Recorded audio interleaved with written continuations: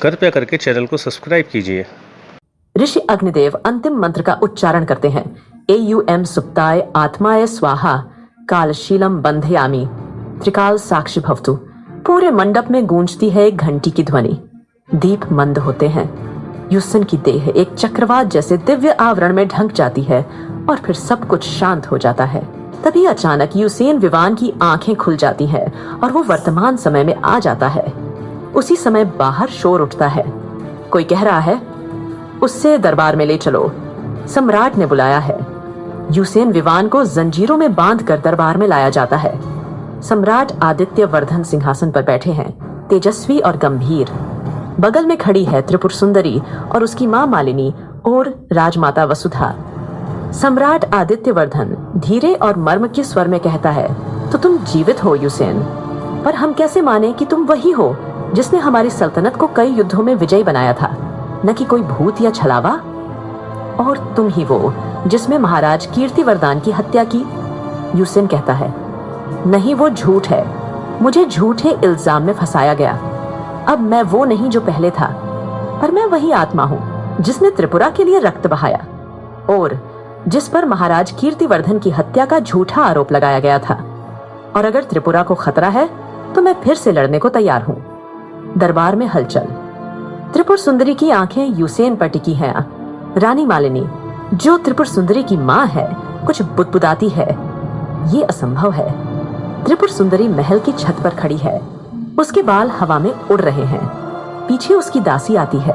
दासी कहती है, राजकुमारी, क्या वो सचमुच यूसेन है? त्रिपुर सुंदरी कहती है, अगर वो हैं तो उन्हें मौत से लौटना पड़ा है, और अगर नहीं तो ये राज्य एक नए खतरे की दहलीज पर खड़ा है। यूसेन चुपचाप सिर झुकाता है, लेकिन उसकी आंखों में तेज है। यूसेन मन में सोचते हुए कहता है, अगर मुझे इस समय और दुनिया का हिस्सा बनना है तो मुझे साबित करना होगा कि मैं यूसेन हूं, विवान नहीं, न केवल शरीर से बल्कि आत्मा से भी। सम्राट आदित्य वर्धन यूसेन से कहते हैं, तुम्हें अपनी निष्ठा साबित करनी होगी और उसके लिए तुम्हें अग्नि परीक्षा देनी होगी। अगर तुम सच्चे हो, बेगुनाह हो, तो सिद्ध करो। और बातों से और दलीलों से देखना ही साबित नहीं होती। अगर तुम देखना हो तो उसका सबूत ला कर दो। इस पर यूसेन कहता है, ठीक है महाराज, अगर मेरे सबूत लाने से ही मेरी बेगुनाही साबित होती है तो आप मुझे कुछ समय की मुहूर्त दें, ताकि मैं अपनी बेगुनाही के सबूत इकट्ठा कर सकूं। और यदि मैं अपनी बेगुनाही साबित नहीं कर पाया तो मैं खुद अपनी मर्जी से आप जो भी सजा देंगे मैं स्वीकार करूंगा। आदित्यवर्धन उसे इसकी इजाजत दे देते हैं और कहते हैं, ठीक है, हम तुम्हें 3 महीने की मुहूर्त देते हैं अपनी बेगुनाही साबित करने के लिए।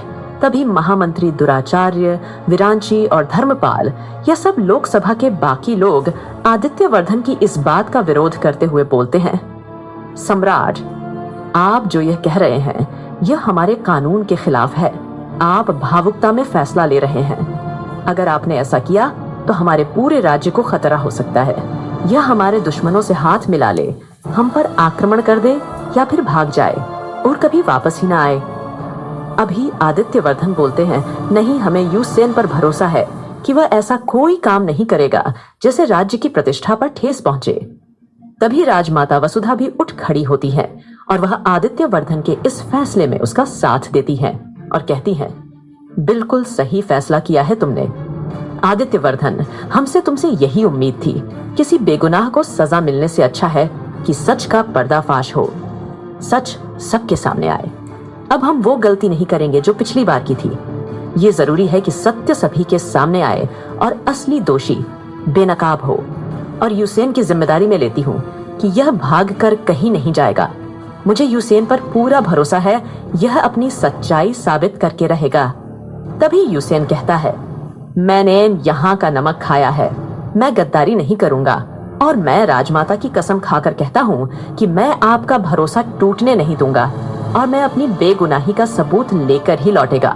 और मैं इस राज्य में तभी वापस लौटूंगा जो अपने बेगुनाही के सबूत मेरे पास होंगे। और अगर मैं सबूत ना ढूंढ पाया तो मैं आपको आत्मसमर्पण कर दूंगा। फिर आप जो मुझे सजा दें वह मुझे स्वीकार होगी।